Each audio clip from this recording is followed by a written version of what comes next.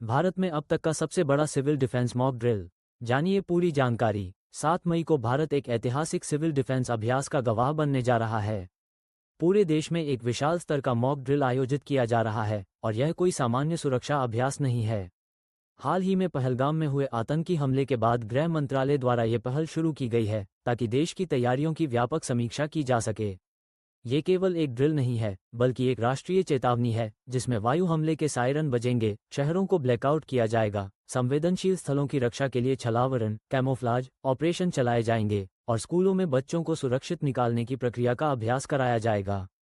ये सब एक साथ देशभर में होगा, एकजुटता और तत्परता का ऐसा अभ्यास जो 1971 के भारत पाक युद्ध के बाद पहली बार हो रहा है। इस ड्रिल का मकसद देश को हर संभावित आपात स्थिति के लिए तैयार करना है। खुफिया एजेंसियों ने सीमा पार से बढ़ते खतरे और आतंकी गतिविधियों की आशंका को देखते हुए इस अभ्यास की अनुशंसा की।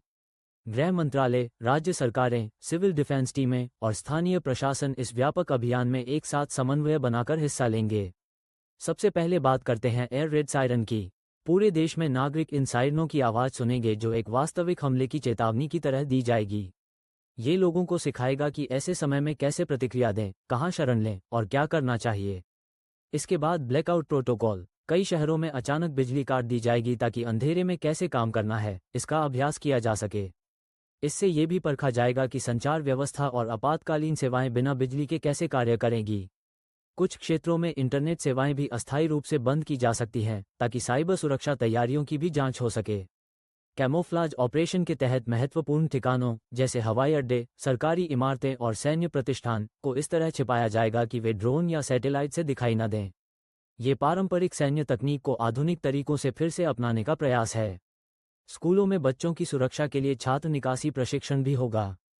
हर स्कूल में बच्चों को बताया जाएगा कि आपातकाल की स्थिति में कैसे शांत रहें, किस रास्ते से बाहर निकलना है और सुरक्षित जगह कहाँ है।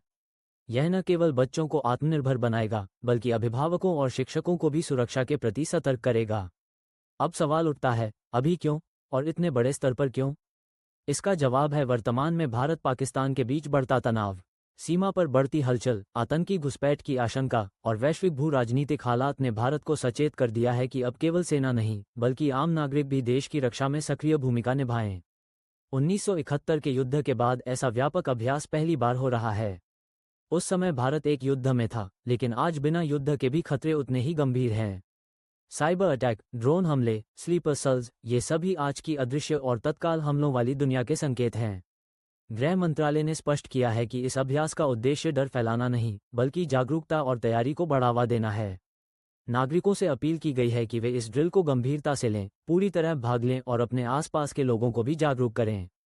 यह एक समन्वय का भी परीक्षण है। क्या पुलिस, अस्पताल, फायर ब्रिगेड, स्कूल और प्रशासन आपात स्थिति में एक साथ काम कर सकते हैं? क्या एक राज्य कुछ मिनटों में रेस्पॉन्ड कर सकता है?